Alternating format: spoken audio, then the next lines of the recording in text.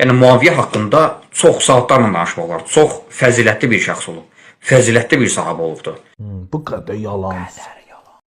Azərbaycanda olan vəhabilər dəfələrlə Muaviyyənin fəzilətli bir sahabə olduğunu söylərlər, lakin onların alimləri heç də bu düşüncədə deyil. İbn Həcər Əsqəlaniyə görə Muaviyyə barəsində səhih sənədlə bizə gəlib çatan bir dənə də fəzilət yoxdur. Yəni elə bir hədisimiz yoxdur ki, gəlib, yəni sənədi səhih olsun, gəlib Muaviyyənin fəzilətini sübut eləsin. O özünün Fəthül Bari Şərh-i Səhih Buxari kitabında 8-ci cilddə səhifə 473-də bu məsələyə toxunur. Deyir ki, Muaviyyə barəsində nəql olunan çoxlu hədislər var, lakin leysə fihə mə yəsihhu min tariqil isnad. Amma onların arasında təriqi isnadı baxımından, yəni deyək ki, sənəd baxımından səhih olanı onların arasında bir dənə də biz tapa bilmərik.